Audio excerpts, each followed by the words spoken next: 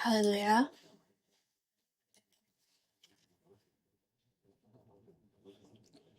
Allah sangat mengasihi dunia.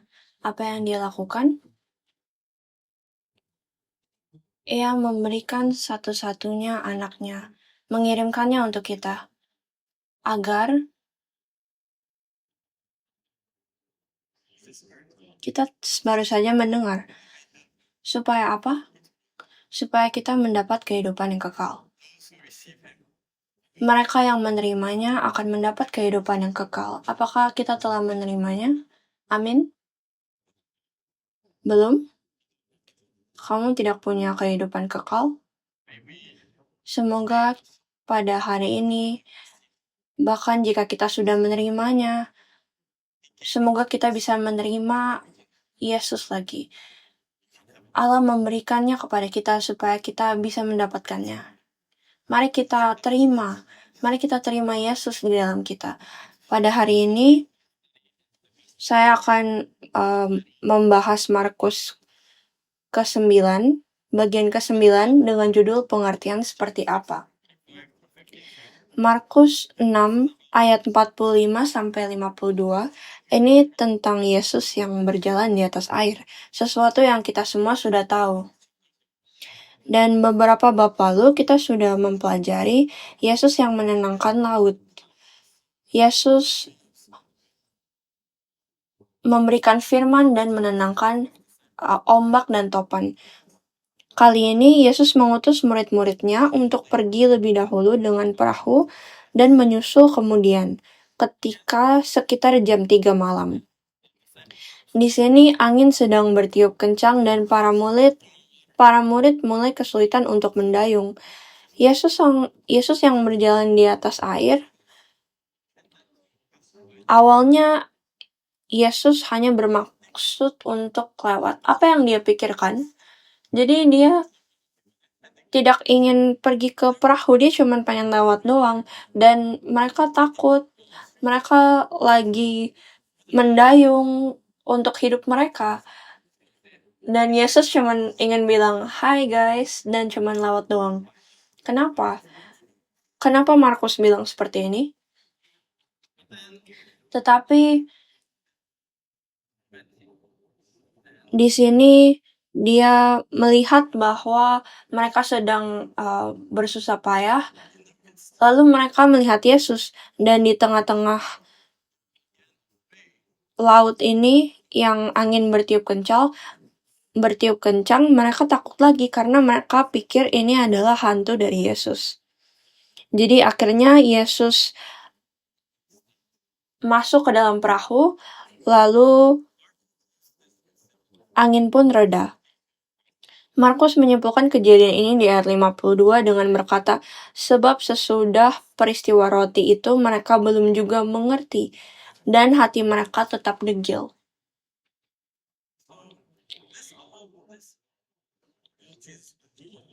Jadi semua kejadian tentang Yesus berjalan di atas air, mereka mendayung dengan susah payah, ini semua terjadi karena mereka tidak mendapat pengertian apapun dari insiden sebelumnya. Di peristiwa 5 roti dan 2 ikan, dan hati mereka di sini degil atau keras. Jadi apa yang mereka tidak mengerti? Pengertian apa yang dikatakan di sini? Dan kenapa hati mereka menjadi keras? Jika kita mau mendapat jawabannya, apa yang harus kita lakukan? Kita harus kembali lagi ke insiden peristiwa roti itu. Jadi kita kembali ke ayat 30. Ini adalah peristiwa lain yang kita juga sudah familiar. Yesus memberikan makan 5 roti dan 2 ikan, tapi mari kita baca lagi untuk melihat pengertian, mencari pengertian ini. Kemudian rasul-rasul itu kembali berkumpul dengan Yesus dan memberitahukan kepadanya semua yang mereka kerjakan dan ajarkan. Ingat minggu kemarin kita belajar tentang Yesus yang mengirimkan muridnya berpasang-pasang, dan sekarang mereka kembali ke Yesus untuk melaporkan apa yang terjadi, bahwa roh-roh jahat itu sudah diusir dan orang-orang sakit sudah disembuhkan. Dan apa yang mereka ajarkan, mereka laporkan ke Yesus. Markus menggunakan kata ini, rasul-rasul, dan ini salah satu-satunya tempat di mana ia menggunakan kata ini. Istilah ini hanya digunakan di sini, jadi kita harus memperhatikan ini dengan sungguh-sungguh. Ini berasal dari kata Yunani yang berarti apostello, yang memiliki arti mengutus. Apostolos ini adalah orang-orang yang diutus. Mungkin karena pada awalnya mereka dikirim oleh Yesus berpasang-pasangan dan mereka kembali kepada Yesus. Mereka dikirim, diutus oleh Yesus. Jadi ini merujuk kepada para murid-murid setelah Yesus bangkit dan naik ke sorga, dan mereka benar-benar menjalankan tugas mereka sebagai rasul-rasul. Dan konotasi dari rasul ini adalah berbeda. Mereka tidak dipanggil murid-murid lagi, tapi mereka dipanggil rasul-rasul karena mereka telah diberikan tugas dan misi.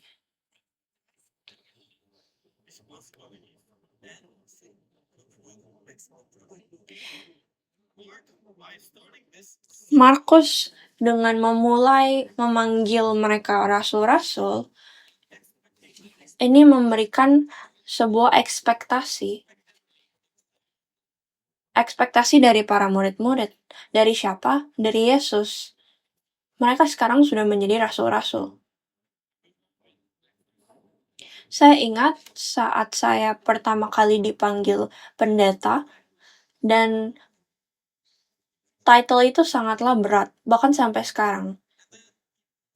Dan orang-orang biasa panggil saya Sam, Samuel, tapi saat berkata tentang tanggung jawab saya dipanggil pendeta. Bagaimana mungkin Anda sebagai pendeta seperti ini, seperti itu.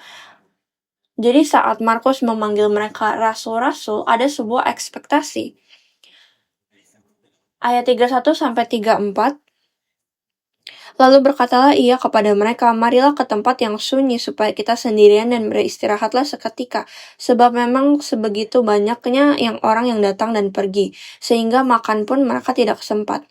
Jadi gereja ini sangat banyak orang, dan walaupun mereka sedang beristirahat, tetap banyak orang-orang mencari Yesus dan murid-murid.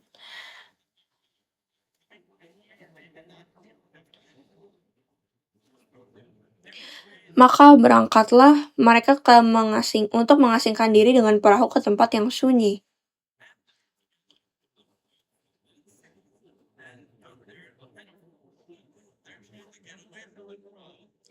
Jadi mereka sedang pergi dari orang-orang, mereka mengambil perahu, tapi orang-orang tetap mengejar mereka. Di ayat 33. Saya sangat berdoa dan berharap saat saya bilang akan ada doa subuh atau ada Bible study, jemaat kita akan langsung lari dan pergi ke sana duluan. Terima kasih untuk aminnya.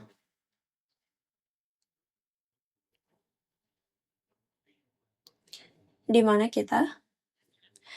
Pasal 3, ayat 34, ketika Yesus mendarat, ia melihat sejumlah besar orang banyak, maka tergeraklah hatinya oleh belas kasihan kepada mereka, karena mereka seperti domba yang tidak punya gembala.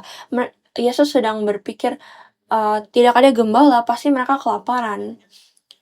Lalu mulailah ia mengajarkan kepada mereka banyak hal. Yesus sadar bahwa mereka sedang kelaparan dan mereka membutuhkan kepenuhan rohani, bukan hanya sekadar pemulihan fisik. Dan walaupun Yesus sangat butuh istirahat, tapi saat ia melihat mereka, tergeraklah hati Yesus. Dan Yesus sebagai gembala yang baru tahu nama-nama mereka. Apa yang dilakukan Yesus di sini? Apa hal pertama yang Yesus lakukan sebagai gembala saat hatinya tergerak? Ia mengajar mereka. Ia mengajarkan firman kepada mereka. Sama seperti gembala memberikan makan pada domba-dombanya, Yesus memberi makan mereka. Sama seperti Mazmur 23, Allah mengarahkan domba-dombanya. Ayat 35, pada waktu hari sudah mulai malam, datanglah murid-muridnya kepadanya dan berkata, tempat ini sunyi dan hari ini sudah mulai malam. Suruhlah mereka pergi supaya mereka dapat membeli makanan di desa-desa dan di kampung-kampung sekitar ini. Tetapi jawabnya, kamu harus memberi mereka makan. Mereka berkata kepadanya, jadi haruskah kami membeli roti seharga 200 dinar untuk memberi mereka makan? Wow. Apa kita melihat pertengkaran di sini? Murid-murid, mereka sangat praktis dan mereka sudah punya rencana. Mereka bilang, Yesus, orang-orang ini belum makan, mereka lapar, dan kalau kita nggak pulangin mereka, akan menjadi terlalu malam untuk mereka membeli makan. Toko-toko akan tutup, jadi mari kita suruh mereka pulang sekarang agar mereka bisa pulang dan membeli makan sendiri. Tapi untuk Yesus ini kontras dengan apa yang dia pikirkan. Dia merasa ini domba-dombaku. Murid-murid hanya memikirkan secara fisik, tapi Yesus memikirkan secara spiritual. Aku harus memberi mereka makan. Tapi siapa murid-murid ini? Mereka adalah rasul-rasul yang diutus untuk menjaga domba-domba. Dari 4 Injil, Yesus mengajarkan pada akhirnya Yesus berkata kepada Petrus, kamu jaga domba-dombaku. Ini tujuan dari Yesus memilih murid-murid. Ia ingin murid-muridnya kita untuk menjaga domba-domba. Menjaga domba-dombanya. Jadi Yesus mengambil kesempatan ini untuk mengajarkan murid-muridnya menjadi rasul yang sejati.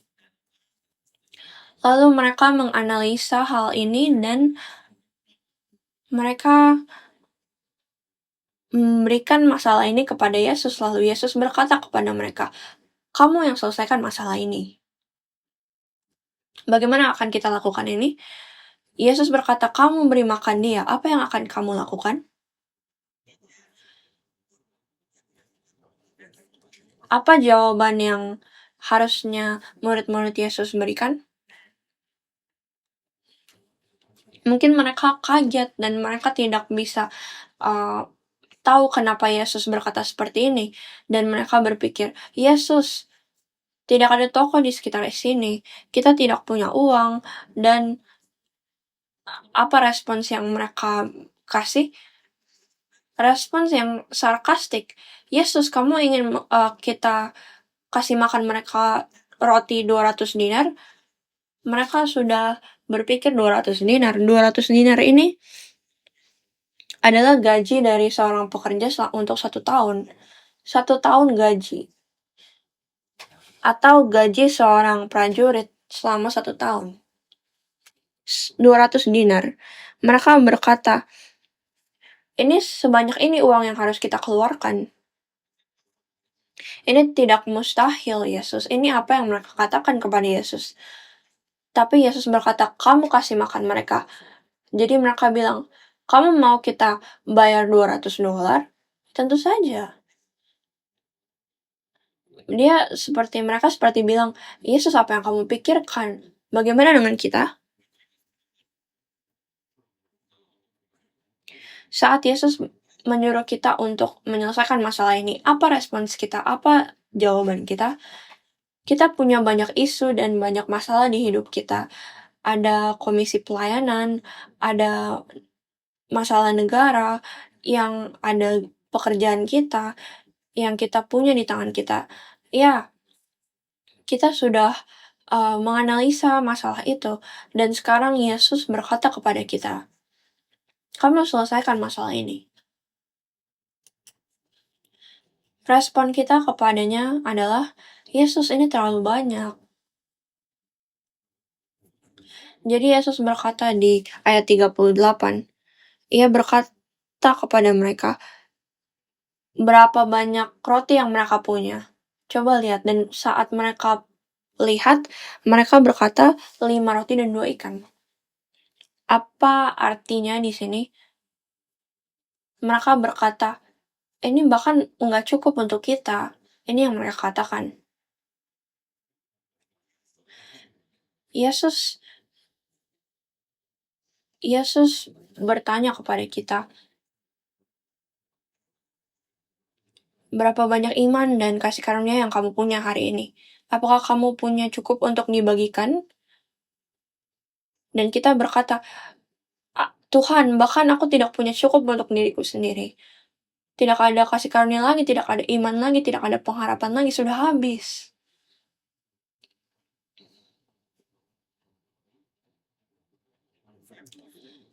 Murid-murid tidak bisa melakukan apa yang Yesus lakukan. Mereka tidak bisa membuat 5 roti dan 2 ikan ini menjadi banyak. Apakah ini yang Yesus ingin mereka lakukan? Bukan. Yesus ingin mereka untuk berdoa. Yesus ingin kita untuk berdoa. Saat ada isu dan masalah yang kita lihat, ini berarti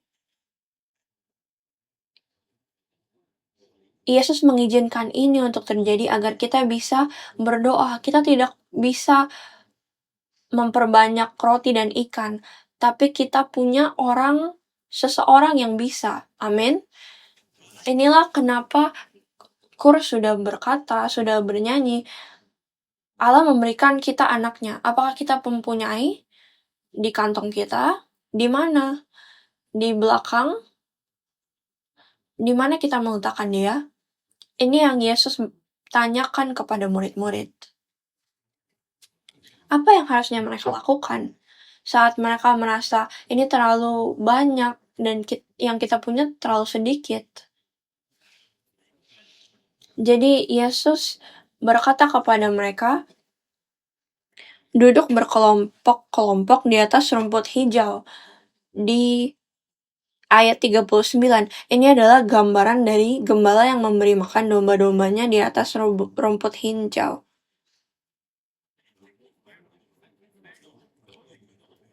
Di ayat 41, ia menengadah ke langit dan mengucap berkat lalu memecah-mecahkan roti itu.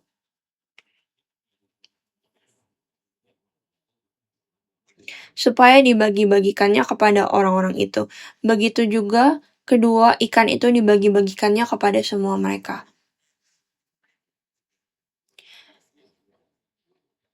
Di dalam bahasa Ibrani ini artinya kebaikan. Baik. Untuk berkata baik secara harfiah. Tapi ini artinya untuk ini adalah sebuah doa untuk mengucap syukur. Eugleo berbicara tentang baik. Yesus sedang menunjukkan kepada mereka apa yang harusnya dilakukan di tengah-tengah isu dan di tengah-tengah masalah. Yesus berdoa kepada Bapa dan mengucap syukur. Yesus menunjukkan kepada mereka bahwa sumber otoritas ini hanya berasal dari Bapa. Bahkan Yesus harus berdoa kepada Bapa.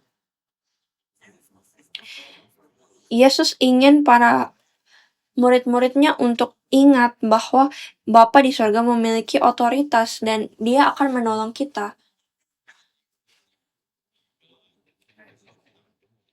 Dengan percaya bahwa Bapa kita di surga punya kuasa, bukan hanya bilang amin, tapi dalam kehidupan sehari-hari kita harus ingat dan kita harus gunakan di dalam kehidupan sehari-hari. Inilah iman. Kita tahu semuanya. Tapi saat masalahnya datang, kita lupa. Yesus berkata di sini, iman ini mengingat hal ini.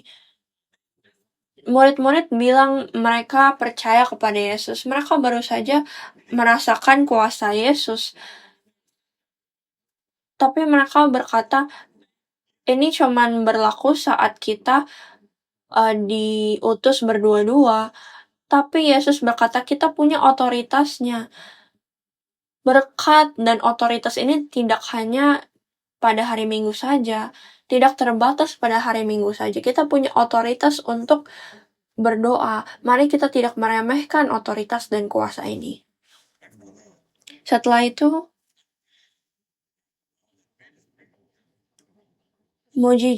salah satu mujizat yang besar ini adalah Yesus memberi makan dengan 5 roti dan 2 ikan. Setelah itu, orang-orang percaya kepada Yesus tapi Yesus pergi dan berdoa di atas gunung.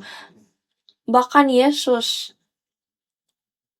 Allah yang datang sebagai manusia di dunia ini, ia bergantung pada kehidupan berdoa. Kita kembali lagi ke Yesus yang berjalan di atas air. Mari kita baca ayat 48, mendayung dengan susah payah. Murid-murid sedang mendayung dengan susah payah karena ada angin dan ombak. Di sini bahasa Yunaninya basanos, berarti siksaan. Beberapa hari lalu, hanya beberapa pasal sebelum, mereka ada ombak dan ada angin. Dan Yesus berkata, kenapa kamu tidak punya iman? Tapi mereka masih, sekarang mereka bergelut dengan ombak ini lagi. Ini mengingatkan kita pada apa? Saya dan Anda, kita kembali ke masalah yang sama. Kembali ke masalah yang sama lagi. Pencobaan yang sama lagi. Kita disiksa. Dianiaya. Saat saya disiksa, saat Anda disiksa dengan pencobaan, siapa lagi yang kena? Keluarga kita, semua yang ada di dalam perahu kita kena juga. Kira-kira jam 3 malam atau dalam bahasa Inggris diartikan waktu jaga keempat. Di dalam zaman Romawi, ini terjadi pada pukul 2 pagi sampai 4 pagi. Ini adalah waktu tergelap tepat sebelum matahari terbit. Apakah Anda berada di waktu jaga keempat sekarang, di waktu tergelap? Apa yang harus kita lakukan? Apa yang harus kita lakukan? Apakah kita pasrah disiksa saja? Kita telah melewati ini sebelumnya. Murid-murid juga telah melewati ini sebelumnya. Apa yang harus kita lakukan di sini? Jika kita sudah mengerti, jika kita memiliki pemahaman dari pengalaman sebelumnya, jika para murid-murid mendapat pemahaman atau pengertian dari insiden sebelumnya, apa yang harusnya mereka lakukan sekarang saat mereka mendayung? Mereka harus berdoa, mereka harus memanggil Yesus. Apa yang harus kita lakukan? Penatua wanita, saat gereja sedang butuh doamu, apa yang harusnya kamu lakukan? Kita harus berkumpul, murid-murid harusnya berkumpul untuk berdoa. Tentu saja mereka harus mendayung, tapi dengan waktu yang sama kita juga harus berdoa. Makanya Yesus hanya ingin lewat saja, karena tidak ada yang panggil Yesus. Jadi saya lewat saja, kamu tersiksa saja sendiri. Tapi saat mereka akhirnya melihat Yesus dan mereka pikir ia adalah hantu, apakah itu iman kita? Jika kita melihat Yesus itu hantu, apakah ia sebegitu tidak nyatanya dalam kehidupan kita? Ayat 51, lalu ia naik ke perahu, mendapatkan mereka. Fokusnya di sini adalah mendapatkan mereka. dan angin pun reda. Allah, Bapa kita, mengirim Yesus seperti yang dinyanyikan KUR, supaya ia bisa bersama dengan kita, Immanuel.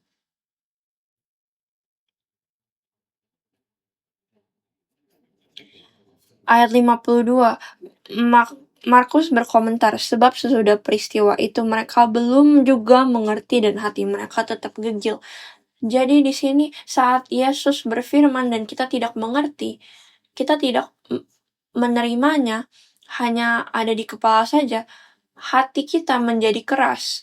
Saat kita mengalami Yesus di hidup kita, dan seperti murid-murid, mereka bilang, wow itu sangat keren. Hanya sebagai sesuatu yang keren saja yang mereka alami.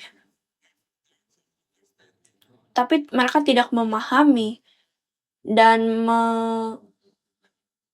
menyambut Yesus di hidup kita. Apa yang terjadi? Maka hati kita akan menjadi keras.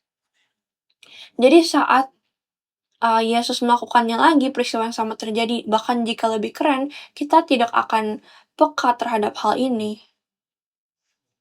Karena hatinya sudah keras. Jadi harusnya apa yang mereka lakukan? Mereka harusnya berdoa. Iman dan kemenangan sejati tidak terletak pada apa yang kita dapat lakukan. Kita tidak dapat memperbanyak makanan, kita tidak dapat berjalan di atas air. Tetapi iman itu adalah mengingat bahwa kita memiliki Allah yang dapat menyelesaikan masalah kita. Kita cuma tinggal panggil saja Yesus. Jika kita tidak punya kekuatan atau motivasi untuk bahkan kasih tahu apa yang kita butuhkan, panggil saja namanya. Tuhan, Bapa, bantu aku.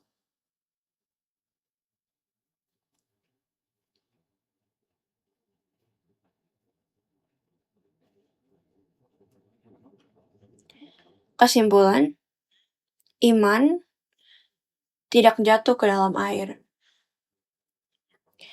Markus terus mengajukan pertanyaan, siapakah ini? Yesus. Siapakah ini? Yesus terus melakukan hal-hal dan mengatakan hal-hal yang menyingkapkan identitasnya. Walaupun orang melihat Yesus, mereka tidak percaya. Walaupun mereka mendengar apa yang diajarkannya, mereka tidak mengerti. Mereka tidak percaya. Mereka berkata, oh ini pengajaran yang bagus. Dan di situ setelah itu stop. Mereka bilang, wah mujizat yang luar biasa. Tapi itu hanya sebagai entertainment atau penghiburan. Jadi semoga kita bisa percaya dan berdoa. Apakah firman itu penting? Atau apakah setelah kita keluar, setelah pemberkatan, cuman sampai di situ saja firmannya. Lalu kita menghadapi masalah kita sendiri. Filipi pasal 4 ayat 13. Filipi pasal 4 ayat 13. Saya yakin banyak dari kalian hafal ayat ini. Segala perkara dapat kutanggung di dalam Dia yang memberi kekuatan kepadaku. Apakah kita bisa membaca ini bareng-bareng? Segala perkara dapat kutanggung di dalam Dia yang memberi kekuatan kepadaku. Banyak orang sangat suka sama ayat ini, tapi kita harus ingat. Paul berkata ini saat dia ada di penjara. Mungkin akan keren jika dia sambil keluar dia berkata, saya bisa melakukan apa saja. Segala perkara dapat kutanggung dalam Dia yang memberi kekuatan kepadaku. Tapi apa yang dilakukan Rasul Paulus, dia sedang hampir mati, dia dipukuli di penjara. Tapi dia berkata, itu bukan kekuatan yang dia sedang bicarakan. Dia berkata, ia tidak apa-apa selama Allah bersama dengannya. tidak apa-apa selama ia bersama Yesus karena ia menguatkan bahkan ketika ia di penjara. Bahkan jika ia harus kehilangan semua yang dimilikinya, bahkan jika ia harus mati sekarang, ia tidak apa-apa selama ia memiliki Yesus. Apakah ada yang berani berkata itu di sini? Bahkan jika aku tidak dikenal, bahkan jika aku di penjara, bahkan jika aku kehilangan semuanya. Selama saya berada di dalam Yesus, selama Yesus berada di dalam saya tidak mau tukar iman ini dengan apapun lagi karena ia yang menguatkanku. Apakah kita bisa mengatakan ini?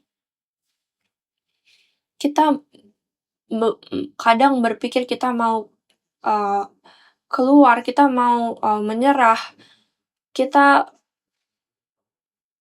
berjuang karena kita tidak mau kehilangan hal-hal ini.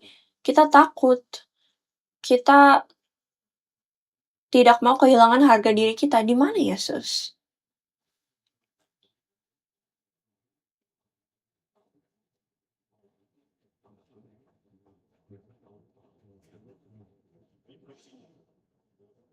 Apakah kita taruh Yesus nanti? Kita sedang fokus karir kita dulu?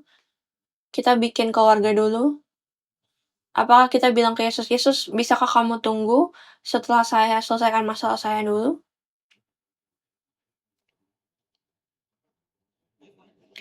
Markus tidak tulis ini, tapi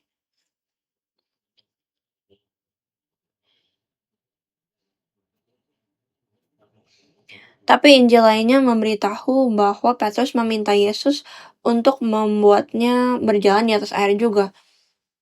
Mungkin ia malu untuk menceritakannya kepada Markus. Jadi Petrus meminta Yesus untuk membuatnya berjalan di atas air. Jadi ia berjalan di atas air. Apakah kita bisa melakukan ini juga? Apakah kalian pernah berjalan di atas air?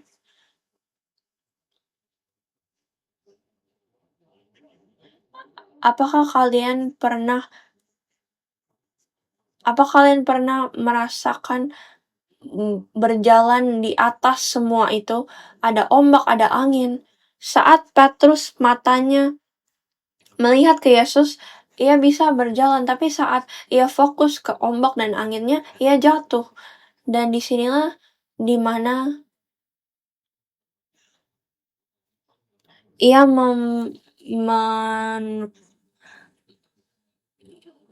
berdoa yang paling meninggikan doa yang paling pendek di Alkitab yang ada berkata tolong. Mari kita berkata tolong juga kepada Yesus. Ada angin dan air dan ombak yang mencoba untuk membuat kita jauh. Ini adalah ketakutan kita, kekhawatiran kita, harga diri kita.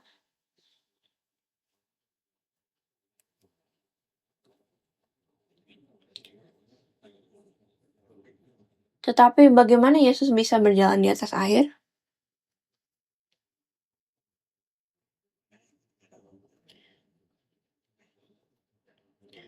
Judul dari kesimpulan ini adalah iman tidak jatuh ke dalam air.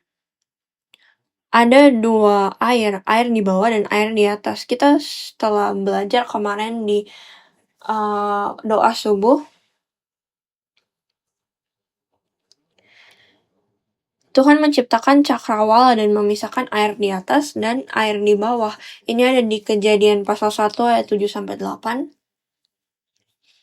Jadi ada air di bawah dan ada air di atas.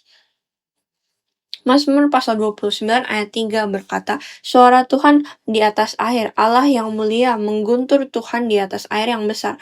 Jadi ada air di bawah, lalu ada pemisahnya, lalu ada air di atas, dan Tuhan ini ada di atasnya. Di dalam Kejadian 1 ayat 2, yang ada hanyalah air yang di bawah. Kemudian Tuhan menciptakan cakrawala.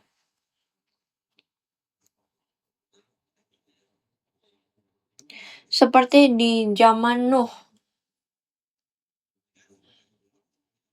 Yes, Allah memisahkan air ini, air atas dan air bawah. Saya tidak bisa menjelaskan semuanya, tapi Mazmur 148 ayat 4, pujilah dia hai langit yang mengatasi segala langit, hai air yang ada di atas langit. Ini berkata kepada air untuk memuji dia. Bukan, ini bukan memberikan, menyuruh air beneran untuk memuji dia, tapi air ini adalah orang-orang, air yang di atas. Saat air yang di bawah menerima terang yang menyembuhkan firman, apa yang terjadi pada airnya? Air yang di bawah itu bereformasi, berubah menjadi gas, dari liquid ke gas, dan ini yang disebut evaporasi. Ini yang diajarkan sains, mengajarkan kita pelajaran penting. Dia berevaporasi, yang meninggalkan dosa di bawah, lalu dia pergi ke atas menjadi awan. Ini adalah air yang di atas. Ini disebut lahir kembali. Tapi kalau kita dapat sinar mataharinya kadang-kadang doang mati nyala, dia tidak bisa berevaporasi menjadi gas. Minggu lalu kita sudah belajar saat kita menerima firman, hatinya berkobar-kobar. Air ini juga menjadi panas. Disitulah ia menjadi berubah. Pujilah dia hai langit yang mengatasi segala langit, hai yang air yang di atas langit. Di Mazmur 148 ayat 4. Air ini melambangkan manusia. Di Wahyu pasal 17 ayat 15, air yang di bawah itu siapa? Itu adalah manusia di dunia yang belum menerima terang untuk dilahirkan kembali. Bangsa-bangsa dan rakyat dan kaum dan bahasa. Jadi kita ada di bagian mana sekarang? Di hari kedua penciptaan, ini adalah representasi hari Nuh, di saat Bahtera Nuh. Ada orang-orang yang di atas air dan ada yang di bawah air. Bahtera Nuh melambangkan iman dari Nuh. Durasi pembangunan Bahtera itu adalah waktu ketika iman Nuh ini dibangun. Apakah kita sedang membuat Bahtera? Apa tujuan pertama membangun Bahtera? Kita harus memastikan Bahtera itu tidak tenggelam ke dalam air. Bayangkan kita membuat Bahtera selama 70-80 tahun, saat air bah datang kita tenggelam. Inilah kenapa Allah berkata kepada Nuh untuk menutupinya dengan getah, di mana hanya di bawahnya atau hanya di atasnya, semuanya. Dan dikatakan di dalam dan di luar. Apa itu getah? Getah itu dari pohon. Yesus adalah pohon kehidupan. Getah yang keluar dari Yesus adalah darah.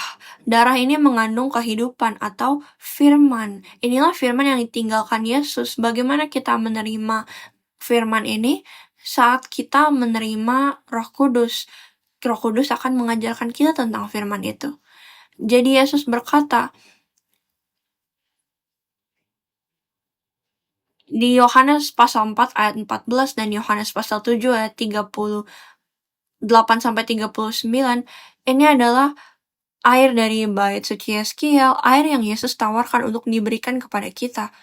Yesus berkata, kamu terima firmanku, kamu akan mendapat firman, kamu juga akan mendapat air dari dalam dirimu.